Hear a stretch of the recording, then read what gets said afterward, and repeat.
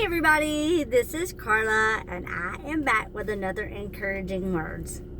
I know we know this, but sometimes we need to be reminded that our words matter.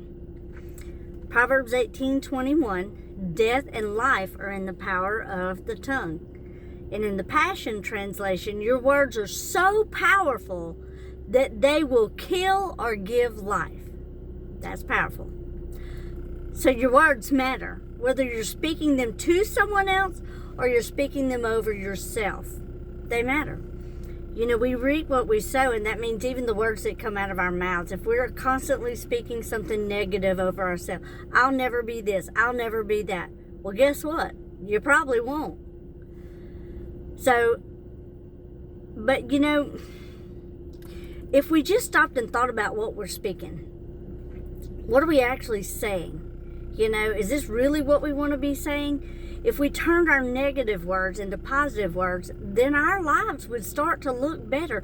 Even if you're just going to fake it till you make it, say something positive, keep doing it, because it's habits. And habits take, 21 days or something to form? What if you did a trial where you just spoke negativity, or you spoke rather positivity over your life every day for a month? Would your life change? Well, I think it would. We just have to be careful of the words that we use carelessly, because we're going to face consequences for those words, but the words that are used wisely will be rewarded. That's not Carla, that's Bible. Matthew 12:37. And I heard it said like this one time: whatever you're dishing out, well, that's what you're going to eat, okay? You reap what you sow. But that also means we have to be careful with our thoughts, because we can let our thoughts run away with us. Our thoughts become words, our words become actions, our actions become habits, and our habits become character, and our character becomes our destiny. In other words, we become exactly what we think and speak and act on. So not only are our words important, but so are our thoughts. So, when you find yourself doing some stinking thinking, that's what someone that I love calls it, stinking thinking. You can take that thought captive and you can turn it back to a thought about Christ. Or even if you're turning it back to something that positive happened in your life. What if the happiest day of your life was the day you got married? Or the day you gave birth to your child? Or the day you went on the vacation you dreamed about all your life? Or the day you bought the house you dreamed about all your life?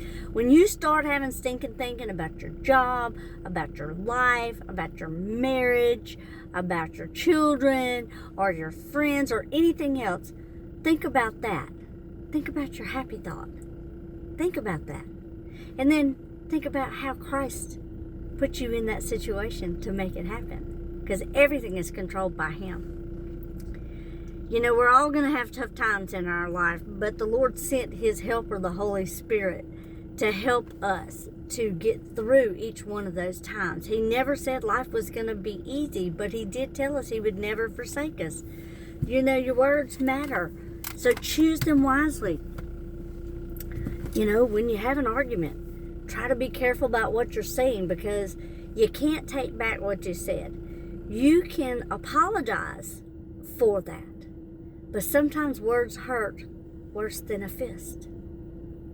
So think about that the next time you feel that the heat is coming up in you. You feel your emotions rising. Think about what you're going to say and what kind of damage it could possibly do to the other person. Think about the damage that you speak in the words that you speak over yourself. I'm just as guilty of that. I have a particular thing that hangs over my head.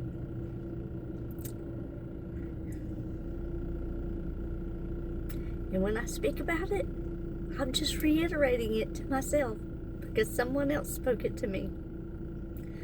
But I can't do that. I can't speak that over myself anymore. I have to speak positive, uplifting, encouraging things to myself to encourage myself. I encourage myself in the Lord. And let me tell you something. No matter what anybody says to me, I know what the Lord has said to me. I know what He has told me I'm going to do, and I believe it with all my heart. And I'm the only one that has to believe it, because the Lord rewards those who are faithful. So speak your faithful words out loud. Speak that life into your life. And be careful not to speak anything negative over your life. Okay? So today and every day, come on, people. Let's be encouraged. Let's bless some other folks. Let's believe in God's promises. Let's hold on to our hope and trust in the Lord's always. I know I got that a little discombobulated, but that's okay. You know what I mean. We're going to stay uplifted and encouraged, and we're going to help others around us to do the same. I love you, but the Lord loves you more than I do.